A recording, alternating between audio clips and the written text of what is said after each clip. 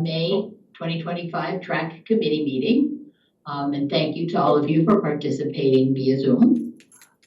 PSTA has developed several methods for ensuring the ability of the public to comment prior to and during the virtual meetings. It's been established these options. During the meeting, the public can provide public comment via the telephone by calling 1-305-224-1968. And the meeting ID is 833-4436-3936. And individuals will be able to speak for 3 minutes during the public comment period. Again, to make a public comment today, during the meeting, members of the public should call 1-305-224-1968 using the meeting ID 833-4436-6936. The second option allowed for public comment is to submit written comments prior to the meeting. Bob, have any written ones come in? No comments. Okay. And then the third option would be to allow the public to submit comments via email before the meeting. And so there aren't any email ones either? Nope. Okay, thank you. All right. So I'm going to call the meeting to order. For the record, I'd like to confirm that you all can speak and see one another. So we're going to do a virtual roll call. I'm going to start with Jay James. Here. Thank you. Elizabeth Olden. Here. Thank you. Kim Rankin. Here. Teresa Dunphy. Thank you. Is Teresa on? I don't see her. Maxwell Johnson. I saw Maxwell before. Here. Thank you. Mark Boyce. Sorry. Here. Thank you. Peter Ray. Okay. Richard Powell. Here. Thank you. Richard McDaniel. And I don't see Richard McDaniel. Okay. Conrad Langenheim. Presently attended. Thank you. And Roman Shurbal. Here. Thank you. Okay. Are there any members attending whose name I did not call? Okay. Thank you. And again, as a reminder, please remember to respond to the track quorum notices within 48 hours of the email that you got. Okay, good afternoon to track members and panelists. I'm going to mention some of the topics covered at the April 2025 PSTA board meeting, which was also one of the shortest board meetings in recent history. Yeah, I went to it again, and it was amazing how quickly they went through everything. The board appointed St. Pete City Council member Deborah Biggs Sanders as the new chair. She was the vice chair and has gotten promoted. And elevated the South Pasadena Commissioner Tom Reed to vice chair, and then appointed Pinellas Park Council member Patty Reed to the position of secretary treasurer. The board then approved the following contracts with communications consultant Catalyst, Lyft, and a new contract with Enterprise, where PSTA will now be leasing staff cars instead of purchasing them outright. Of special note, you've probably heard about the recent accident involving the Clearwater Ferry. Because the incident is still under investigation and involved a death and injuries, we will not be discussing that matter in this public forum as advised by the PSTA legal team. That said, our hearts go out to the victims and the families in that tragic event. I think all of us have probably been following that pretty closely. Our next item is the Forward Pinellas report from Elizabeth Olden. Elizabeth. Okay. I have to tell Henry that everybody loves him. You got applauded. It was great. There are lots of questions. It was about a 20-minute presentation, and it was another 20 minutes of questions.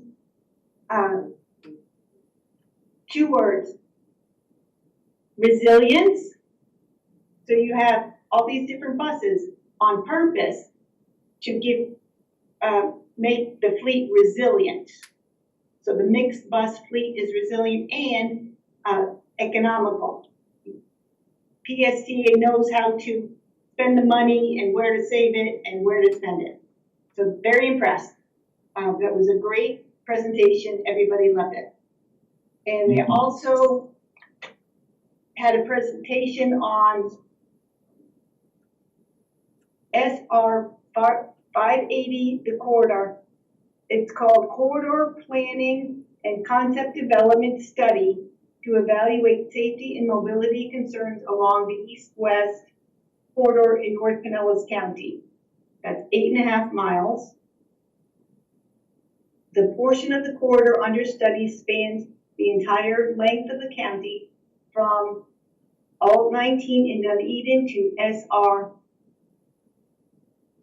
584 in Oldsmar. And they've been working on it, and there's a lot of information, and it's very in-depth. And Bob had a really good word to describe it, now I forget it. But anyway, there's hope for SR 80, 580. 580, yeah. 580. There's hope for that. They're working on it, and they're still working on it. And they're getting all kinds of data and getting it all gathered up. And that's it. That's what I'm bringing back. Well, thank you very much, Elizabeth. Yeah, I think some of those things that they present, you know, that we don't necessarily have the time for, some of them we bring back to our committee, but yeah, those are always fascinating when we learn what is being done behind our, you know, that we're not involved with day to day. Thank you. Okay. Our information item for today's meeting will be from PSTA's Director of Maintenance, Henry Lukasik, who will give us a presentation on PSTA's waste disposal and recycling policies, which I think very much links with what we talked about in terms of the cleanup efforts that we wanted to see happen. So, Henry, are you there? I am here. Thank you. Well, everybody hear me all right? Yes, Gloria, hear me okay? Okay. Well, good afternoon, everybody. I am Henry Lukasik, the Director of Maintenance here at PSTA with my prime oversight dealing with both fleet, vehicles, buses, and also facilities, which includes all of our terminals, shelters, and bus stops. So the title of this presentation, I usually present to the track committee a couple times a year based off some topics that go on in the maintenance department, whether it be buses or facilities or other initiatives that we do. So today, we're gonna kind of do a quick overview of what we're calling the terminal and shelter cleaning services and kind of give you some good information and some statistics. Bob is gonna drive for me, and let's get started. So within the maintenance department, there is the facilities division. Surprisingly, it is a relatively small group of people, only being a staff of 12. However, it is staffed about most of the day, 14 hours and 7 days a week. There is a superintendent of facilities. Her name is Missy Nevitt, who has been here for probably close to 7 years now. And of course, that falls under the maintenance director, who is me. And mostly they're responsible for 8 physical buildings along with everything that is in them. Now, Bob will switch to the next slide. Now, so even though that staff is small, we do employ the use of various contractors to assist us, especially so in what we call our fixed route operations. And that includes all of our shelters, stop installations, trash removal, power washing, light maintenance and mechanical repair, or in some cases, complete replacement of a shelter if it is damaged and installation of new shelters when those locations come up. Go ahead, Bob. So here's kind of a quick overview of what we have out in the field of what we call fixed asset amenities. Now these numbers do fluctuate throughout the year, and of course they may change with the rollout of the community bus plan, which is going to be launching later this year. So we have always had close to about 4,300 bus stops across the county. As you know about the Sunrunner stations, we have about 600 plus bus shelters, lots of benches, our service centers, our hubs, and our park and ride lots. Go ahead, Bob. I had nothing to do one day, so I decided to go to Google Earth and just put a quick document or visual together, which just shows all of our bus stops throughout the county. And when you kind of look at Pinellas County, and yes, we do serve portions of Hillsborough County where we connect with Hart, it does really show our bus network, but also where all of our bus stops are at any given time. So there are lots of them. That's what 4,000 plus stops look like. Go ahead, Bob. We're gonna get into some slides here that really break down where a lot of this stuff is based off a city and a county level. Of course, most of our bus stops reside in St. Petersburg. You can kind of look at the top 5, and depending upon where you're residing right now, you can look and see just what we have for bus stops in your area. Keep in mind, we do receive lots of requests every month to add a stop, remove a stop, put a trash can in, put a shelter in, and all of those come to a central reporting site who is that person lives in our facilities department. That is our passenger amenities manager. We take all those requests, and there actually is an internal committee here at PSTA called the Amenities Committee, and we take all those requests and we vet them for and make decisions on whether or not to act on them or not.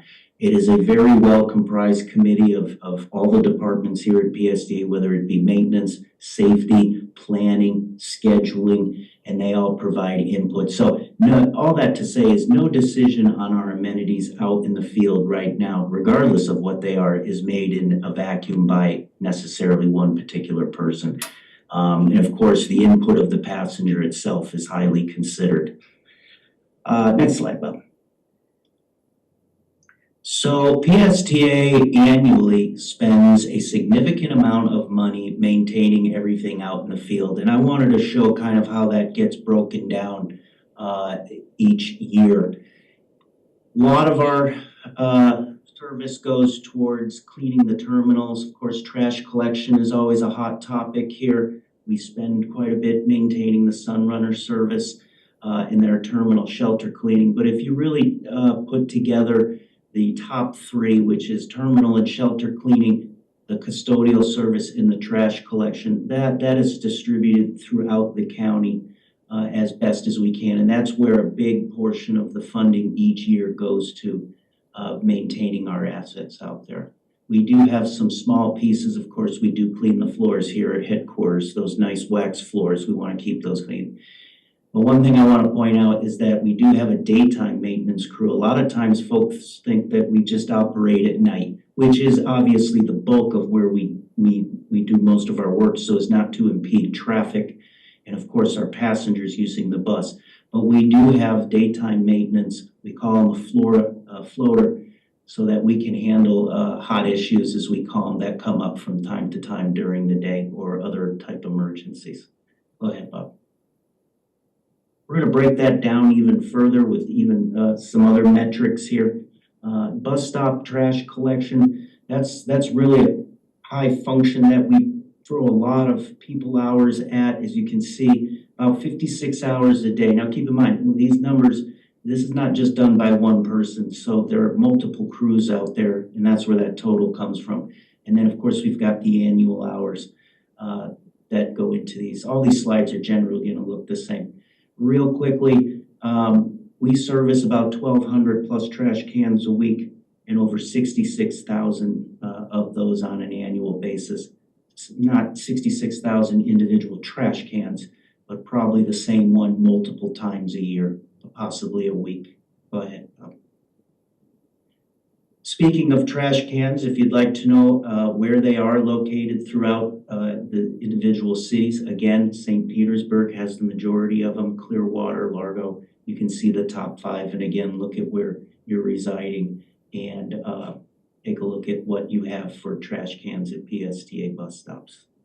Go ahead, Bob.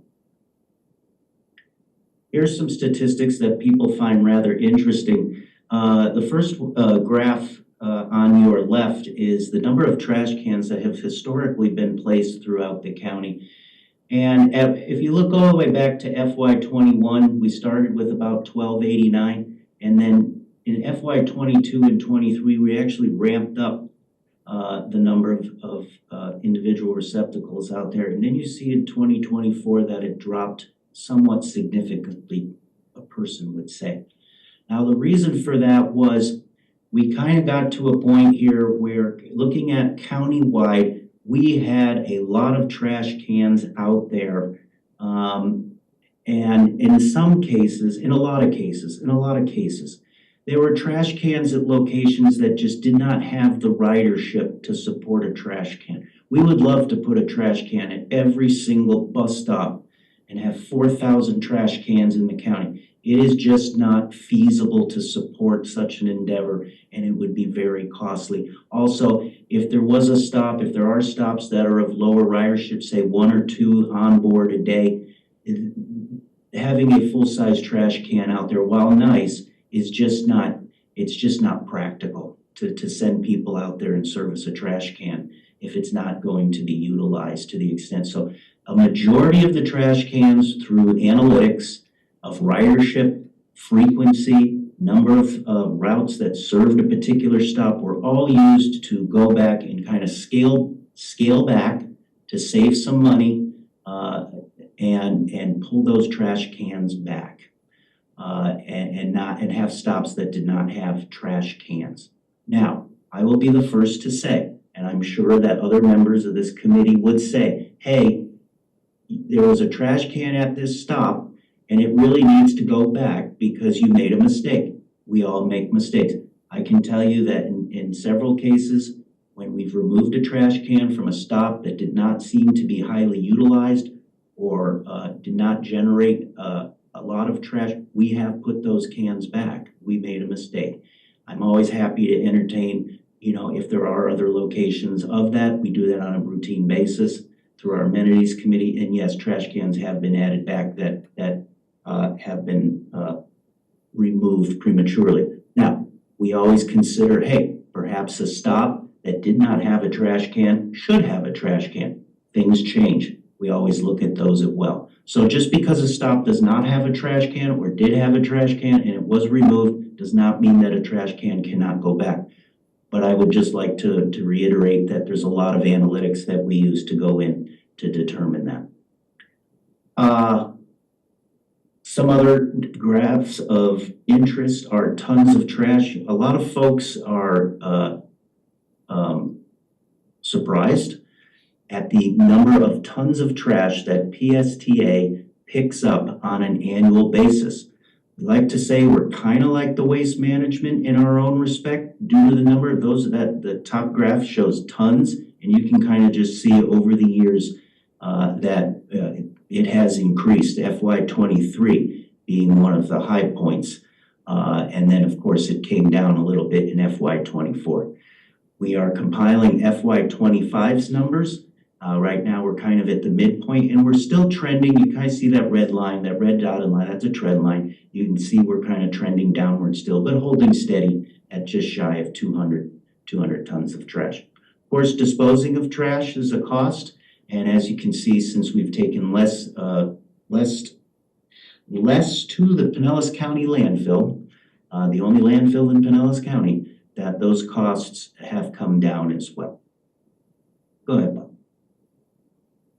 Switching gears, let's talk about shelter and terminal cleaning. We do have crews out there just about every day of the week, 12 hours a day, power washing shelters. You can see the frequency in the metrics there of how often we service terminals and transfer hubs and shelters. And then, of course, how many hours we dedicate towards that.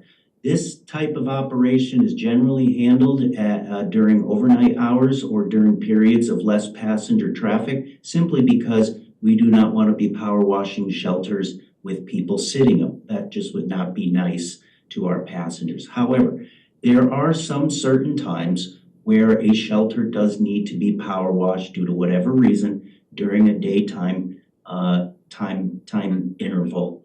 And that's where we'll send a crew out there and try and minimize that impact and disruption, especially if folks are using the stop or the shelter but there is something that needs to be cleaned up very quickly. Go ahead, Bob. Another graphic showing the distribution of shelters throughout the county. Again, you can see the top 5, and of course you can look at where you reside and see how many shelters that are out there.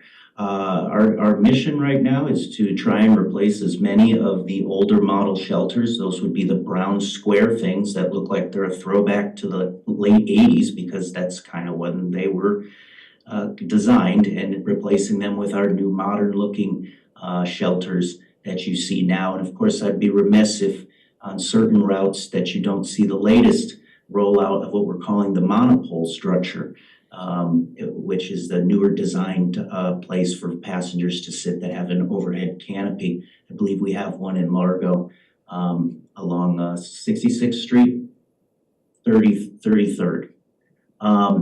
You can also, you'll see those along our Spark service, which will be coming out later on this year. Of course, we do have our tried and true Simi seats. Those are the 2-seaters with a sign that do very well to at least offer some sort of sitting capacity in those areas that do not have enough space along sidewalks or rights of way to put a full-size shelter. I will say one thing about the shelters. Obviously, there are not enough shelters out there in our county. We know this. A lot of it comes down to making sure that there is enough space in rights of way, gaining those permits if we need them, and of course, making sure that we don't block sidewalks. Some places don't have sidewalks. So in some respects, we'd love to add more shelters. In some locations, it is very challenging for various reasons. But again, that amenities committee I mentioned earlier, especially through our safety department and of course our project management office, those are all things that we have to consider that go into it. And sometimes there's just not enough space to put a shelter. So that's where we can rely on a Simi seat or this new monopole that we're putting out, which I consider is somewhat of an upgrade to the Simi seat. Go ahead, Bob. Well, we have a lot more benches than we do shelters, quite a few. We have well over 1,500 benches, and you can kind of see that there is a commonality in all of these graphics showing the distribution of all of our amenities. A lot of stuff is in St. Petersburg and Clearwater, Pinellas Park, and then as we scroll down to some of the smaller towns, that it trails off where there's only a few. Doesn't mean we can't add more, so please, if you reside in one of these locations where you think there needs to be a bench or a shelter or what have you, as the track committee, please go ahead and put those requests in. We'd be happy to take a look at it and see if there's anything that we can do for that. All right, Bob. Custodial service, I often get asked quite a bit, how often do we have coverage out there at our, what we call man terminals? These are where we have restrooms, whether it is at Grand Central, Park Street or Pinellas Park, or even our lay-by. Grand Central, Park Street, Pinellas Park, those are considered man terminals. There is CSRs there to help folks. Our lay-by, if you do swing through here, is not a man terminal. It does have a restroom, and that is maintained by our own internal PSTA cleaning crew since it is located on the campus. But on average, we have folks out there 7 days a week cleaning those restrooms.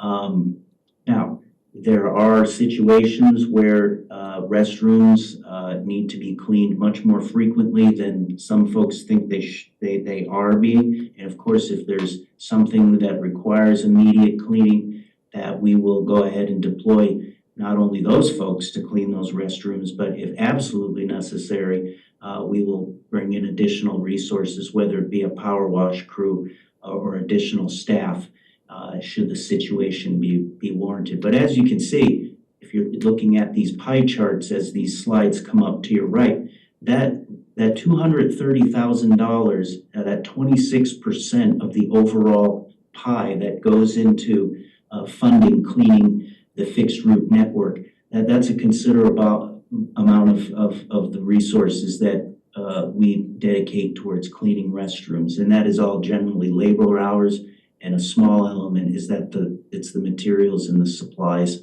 that go into taking care of those. Go ahead, Bob. Sunrunner Services, as you know, it's a successful service out there, doing very well. There is a typo in this. We have a little bit more than 30 stations. We added an additional station down by the pier, which was a great addition to it. And we're out there pretty frequently, being that it is a bus rapid transit line and one of the highest ridership routes in PSTA's fixed route network. So it requires a lot of maintenance that goes in it to keep it looking as good as it possibly can. We do have a crew dedicated to that 7 days a week, about 10 hours a day, and it does take up a bit of funding there to keep that going.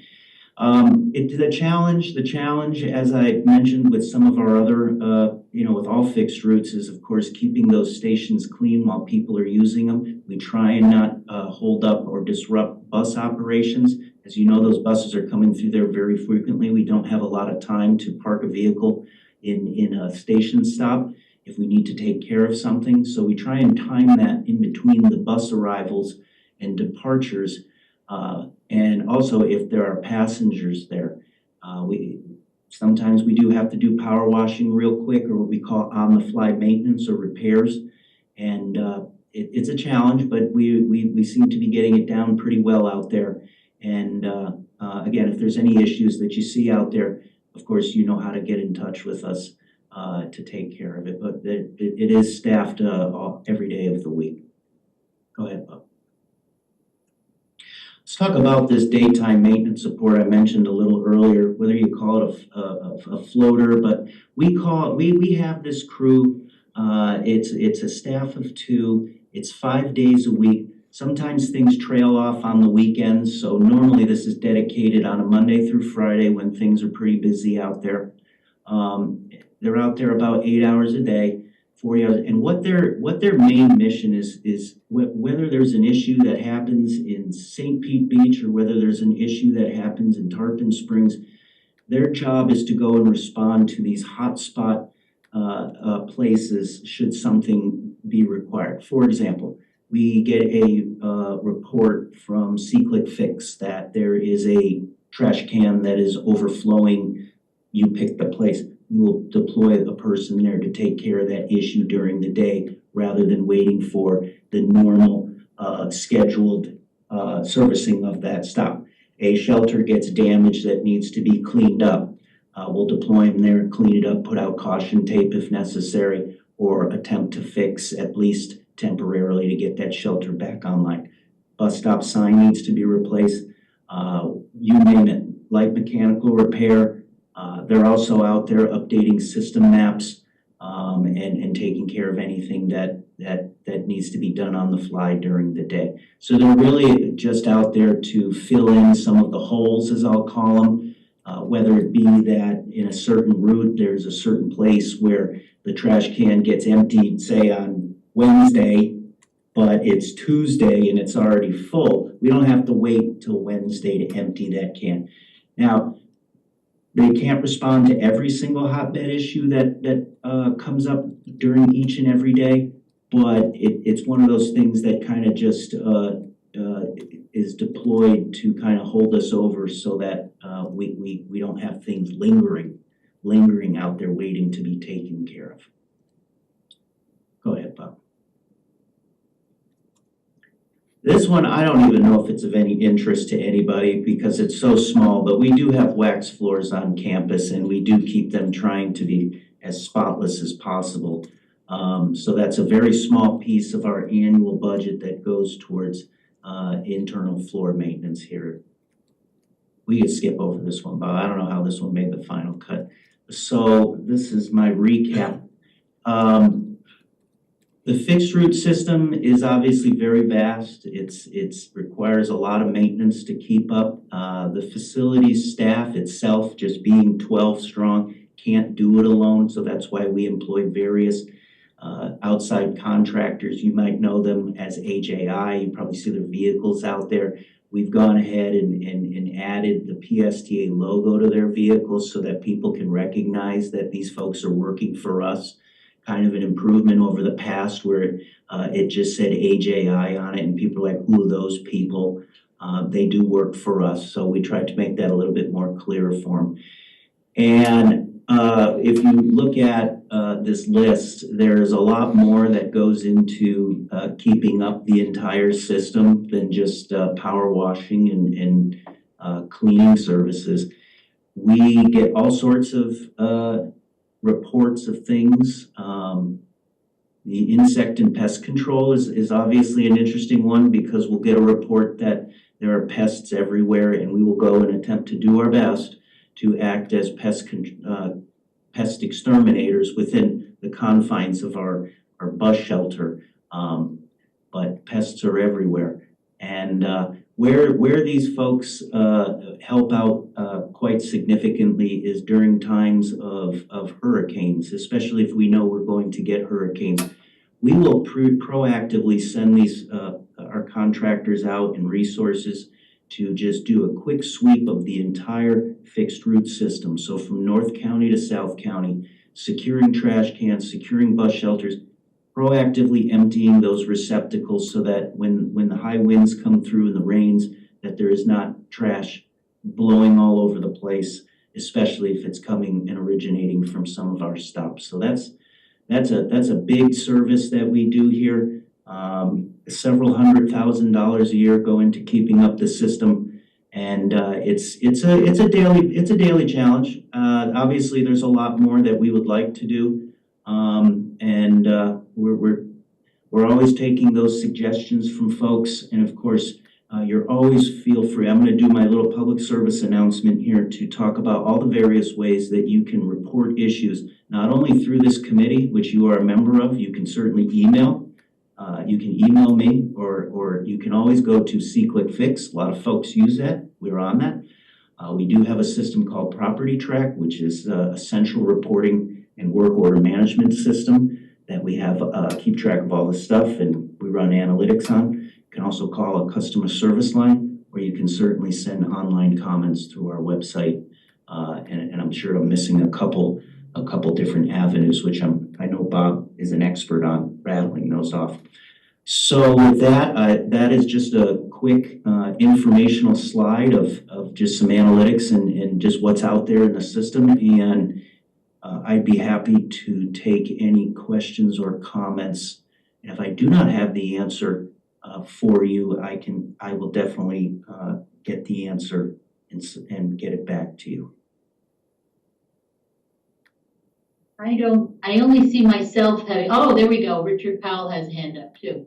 Well, let me go ahead and get me off the way. My question to you, Henry, is there was talk about having the different municipalities get involved with the trash removal. And I know I've asked about this and I can't remember how that all played out. But like, shouldn't St. Pete be involved with cleaning up the trash cans in St. Pete and Clearwater doing the ones in Clearwater? How did that? Yeah. That's a very good question. You have a very good memory, Gloria, as always, from a couple of years ago. So it's important to know that in some of our jurisdictions, I can't rattle them off all the top, is that certain cities do service their provided cans if they are at our stops. But remember, they have, just like we're cleaning up trash, okay, at shelters, they're also cleaning up trash at their own. So cleaning up trash is basically, it is a global effort in this county. The idea was that at the time, if a request was, were any cities capable, I think that's the key word, capable of taking on the responsibility of at least servicing some of the receptacles across our network. We did not receive a lot of response from those cities. From many cities, many recommended for us to contact Waste Management, who could provide the service. So again, trash collection, it's costly, it's challenging, and cities have their own, internal sanitation departments, and they just didn't have the bandwidth. I think that's my personal opinion. They didn't have the bandwidth to take it on. So that's. So we'll continue taking it on at this point in time moving forward. Thank you. I've seen, I think Richard Powell was the next one who had their hand up, so. Thank you. Well, Henry, thank you for that report. It was very comprehensive, and thank you for all that you do and all that, what your crews do. It seems like a mammoth undertaking, and in general, I'm pleased with what I see. And I just have a little bit of question. What you presented, was that all contract work? And the last pie chart you had, was it all contractors, or was that a combination of staff and contractors, or? Yeah, good question. The 98% of that is contractor work. Okay, and that contract goes out to bid, how often? Every 5 years. 5 years. And do you do a unit cost, or do you do, I mean, how does your work management, order system track at a unit cost level, or is it just, an Yes. hour's report? Yes, so depending upon the service, servicing of trash cans is a unit cost, because we know how many there are and the frequency. The man hours related to custodial services, cleaning of restrooms, power washing, that's based off labor hours, so it's very quantifiable. Well, here's my question. I did a quick little dirty thing. I was listening. And unless I missed something, which is really possible, fooling with the calculators, and it looks like there's a significant difference in the cost to clean the Sunrunner versus the cost to clean a shelter. And I came up with like $18 an hour to clean a shelter and $42 an hour to clean a Sunrunner. Am I missing something variable important, or? Well, I don't actually see your numbers, so don't quote me on what I'm gonna say. But I'm gonna say is that the Sunrunner is getting significantly more labor hours due to the fact that it is just a single bus rapid transit line than say certain other stuff spread across the county. Well, all I did was take the labor hours that you presented and divided them into the cost. I kept it that simple. Let me take a look at that real quick. And the daytime maintenance thing, that came in at $31 an hour.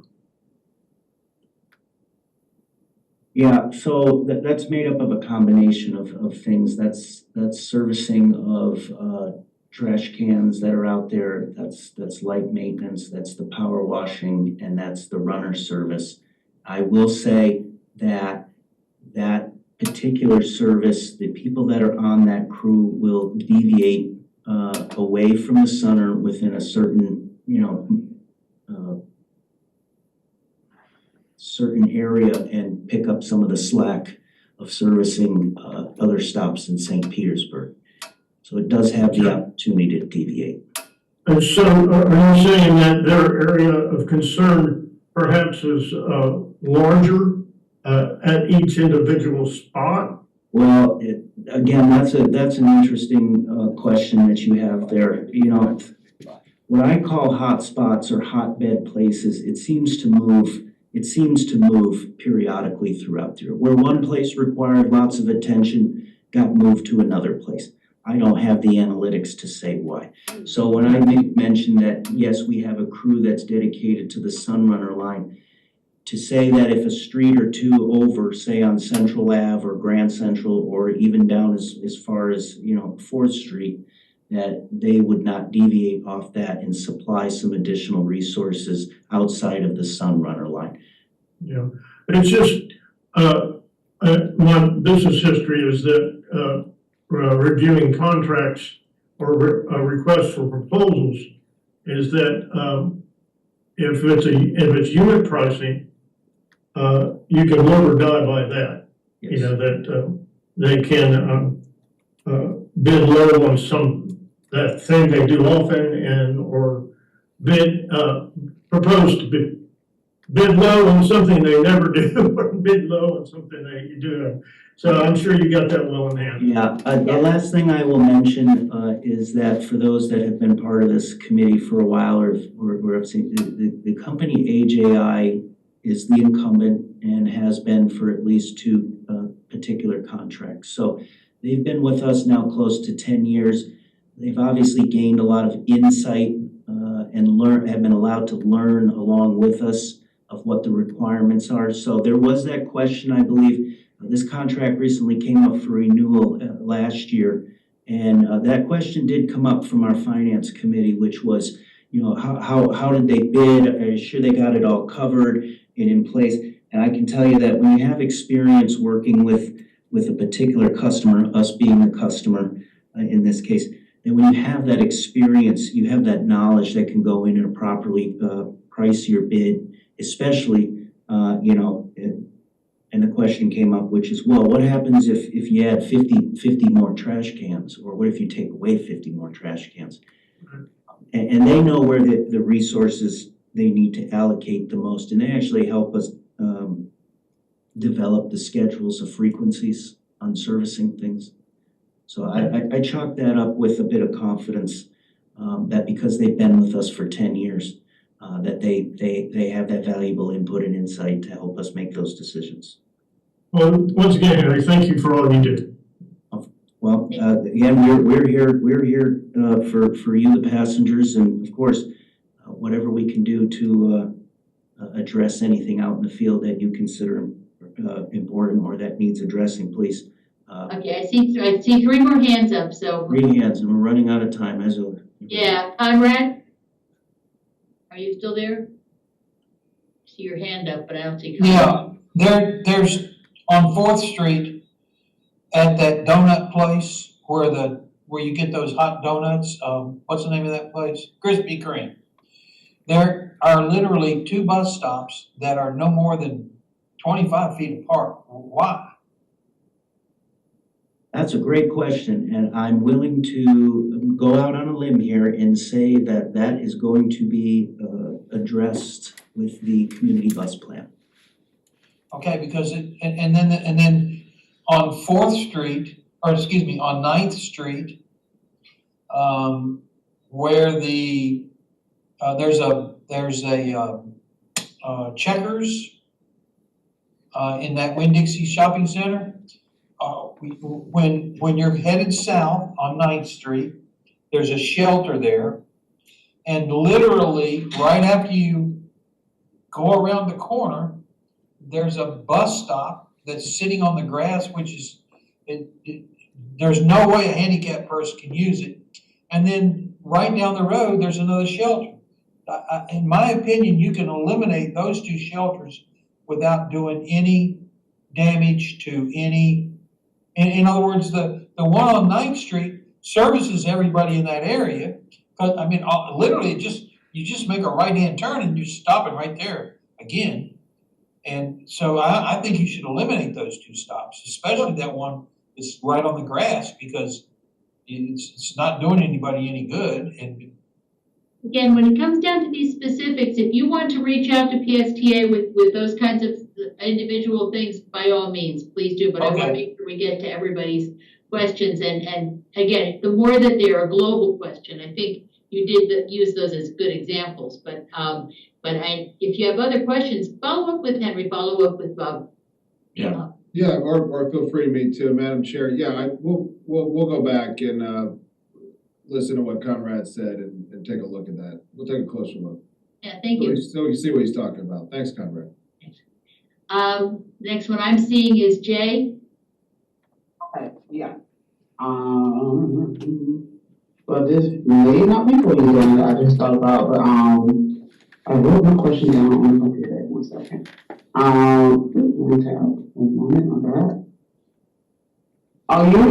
Is your department over determining removals and placements of bus shelters and benches? That I am one of the departments as that is handled by our internal group called the Amenities Committee that fields all these requests.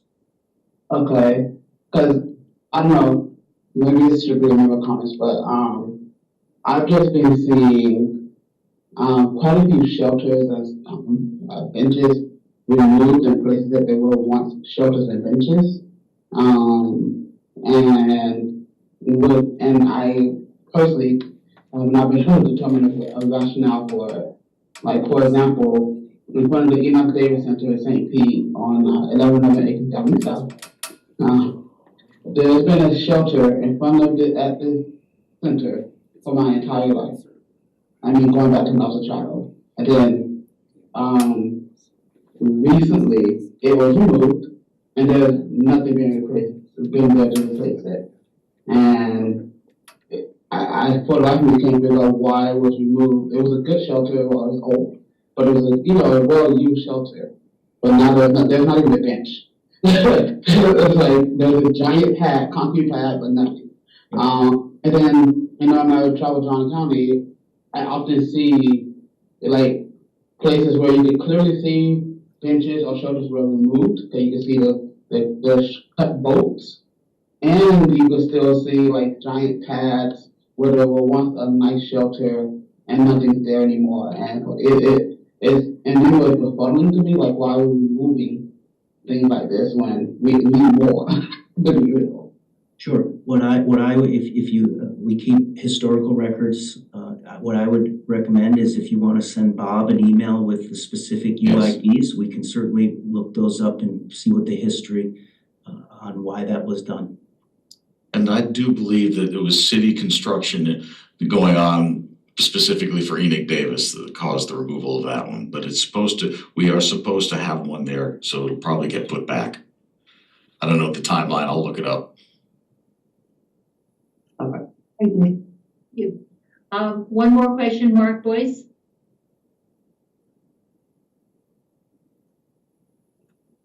Mark, are you there? Yeah, there Can you you hear are. Yes, There we now go. we can. I just have three quick questions. Well, one would be the comment. I can't imagine the complexity of the job that Henry has. So Henry, thank you for trying to manage everything, and there's a whole bunch of stuff that you do that and deal with that we have no clue on. The analytics that you speak of and how that's assembled and all, but I thought Richard's comment was, I didn't understand what the answer was. And other than about the Sunrunner and $42 an hour for each hour, and I think the answer, I just want to make sure, the answer was, well, there's a lot of factors involved in that, and the Sunrunner, I guess you'd say, stops are special, not special, but maybe more complex, and that's why it's more than double, or it includes other areas, and so the numbers to us will mean nothing, essentially, correct? Well, numbers are numbers. I think these are slices of a much bigger pie. I'd be happy to get into the numbers more, whether it be one-on-one or through specific questions. I could literally probably talk. No need. My point was simple. I guess I looked at the pie chart as carefully as I could when it was up originally, and it had a whole separate section for the Sunrunner. I think it was 16 or 17% or something to that effect. I don't know specifically what it said. It's less than 20. And all of the trash can pickup looked like it was 21% or something to that effect. And I was like, wow, that's so. As far as a piece of the pie, the Sunrunner, and so why would they have even a separate section for the Sunrunner? I know the buses are special, like they have special wheel flares, for example, on the Sunrunner buses. So I know there's things that, and they have a very complex, some of the stops are just incredibly complex. So it took a lot of money to do all that, but why do they have a specific separate section for Sunrunner? And then in a general sense, why? Is there a general answer for why it's 3 times or whatever the labor rate? Is there a simple answer, or So we just have to dig deep into the numbers? No, I can supply the numbers, sir. I think what I did to show was that Sunrunner is our bus rapid transit line. It's one of our most successful lines, and that we do allocate a certain percentage of the total overall pie to keeping the Sunrunner up and running. Now, in the pie chart that's on the screen, trash collection, terminal custodial services, the shelter cleaning, the daytime maintenance, if you add all those pieces of the pie up, that is everything that is not Sunrunner. So Sunrunner gets about 17% of the total overall package, but there's well over close to 80% that goes to everything that is not Sunrunner. In terms of the $42 an hour, that doesn't sound right to me. I don't recall looking at the bid package, that we pay $42 for anybody, because it just wouldn't be economical. They'd be making more than what I pay my own internal staff, okay? So I'd be happy to research that further, and and break down those Sunrunner numbers even further in terms of the labor rate. But generally, all the labor rates across the contractor is uniform, and there's nobody making $42 an hour. Right. I guess Richard was just going by his skill, Yes. and obviously, didn't make sense to him, and so now it doesn't make sense to me. So I have my other simple question is, I'm sorry for all the extra noise. I'm out here to stop 3183. It's on 66th Street, and it's just this minor issue. I just ran into it the other week when I was riding by here on my bike. They have a extra trash can laying on the ground behind the trash can they're using, and it's quite a heavy deal. They've got it back about 8 feet, and it's safe. No, I guess what happened was the bottom of this trash can ate away from rust, but it's the rest of it's in good shape. And I thought, wow, that looks like something they could just put a piece of metal in the bottom, and here's a trash can for us to go maybe to stop down the road from here. That's actually got a covered thing to sit under and everything. And this is not. This is just out in front of right by Trademark Metals. There's no building to sit in. It's just a bench. So I thought you might like to know about that while I was here. Well, thank you. It's in Pinellas Park, and it's at stop 3183. Okay? Thank you. Thanks for all you do. And I will send someone out there to look at it today. It was here about a week ago, so I don't know how long it's been here, but I thought, hey, Okay. probably we can fix that pretty cheap. No problem. Thanks. Thank you. You bet. Well, again, yeah, because of the timing, I think we probably need to just thank Henry and move on. Does anyone have any other quick comments before we let him go? Well, thank you so much, Henry. That was, yeah, again, like everyone said, very, very, very interesting. And again, as we have issues, we can always contact Bob. That's always my thing. Yes. To contact Bob and say, hey, I see this at this stop, I see that at that stop, so. Well, thank you, everybody. Thank you, Gloria. Thank you to the other members of the committee. And I'll Thank you, Henry. turn it back over to you. Thank you. Here, thank you. Okay, on our agenda, the next thing is the section we call other business. And if anyone has any issues, you can raise your hand and I will call on you. But I know there are two issues that we wanted to go through, that they both deal with the initiatives. And first, Bob had said that Peter Ray's not here today, but Richard, do you have any updates to share regarding any cleanup initiatives? Although, again, Henry gave us some really good background in terms of the cleanup that they do. Is there any update on the cleanup initiatives? None. Not that I'm aware of. The other initiative issue that I wanted to bring up has to do with the ride-along initiative. And I know that Teresa was going to be contacting the person that she's assigned to, and I don't know if she had any luck with that or not. I sent out an email to the people on my list, and I got two responses, one from one of the city council people, or one of the county commissioners, who said that he is going to be doing a ride along with Brad Miller. And so he said, if I wanted to participate in that, and so that sounds fine. And then the other one was one of the board members who contacted me, and she said she didn't have the time to do a ride-along. But I said, well, can we at least meet and I can talk with you and show you what it's like to look at the transit app and how we plan out our routes and so forth. And she said, yeah, so I'm gonna actually meet with her after the next board meeting.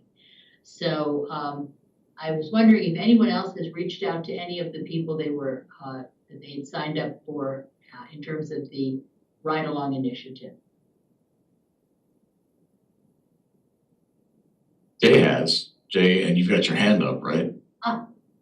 Let me see. Yeah, Go ahead, Jay. Tell me Okay. what you come up with. so I had two right on schedule, one with, Councilmember Vic Sanders and the other with Councilmember, Driscoll, both of St. Pete. But, we ended up having to reschedule both of them because schedules end up getting packed. So I am in the process of rescheduling both of those right now. I believe I reached out to the third person, I believe. I have to go back and look who that was. But hopefully I'll be having a ride along shortly. Thank you. Additionally, I don't understand not having time for a ride along when you're on the board of a transit agency. Yeah, and plus, those are all people that drive cars, and we all know that those of us who ride buses, riding a bus takes longer than riding a car, but we can be respectful of that. I mean, if they really can't, then, you know, we have no way of forcing it, but I also think that sometimes if they understand that what we're just trying to do is get their perspectives and have them understand ours, then hopefully then they can, you know, take some time to talk.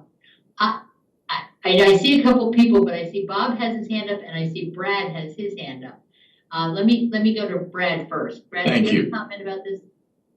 Oh, yeah. Hey, everybody. Sorry, I had another meeting, but I got back. And, per your comment, Jay, I did talk to, our chair, Deborah McStanner today, and she doesn't want to do it, again. She apologizes for except I think you had a time scheduled, I think, or something. But, what I was thinking with her, I told her that I would kind of coordinate with you, and Bob, and we would get that rescheduled with Councilwoman Big Sand. I just wanted to throw that out there with you, Jay. Oh, yeah, no, yeah, I understood.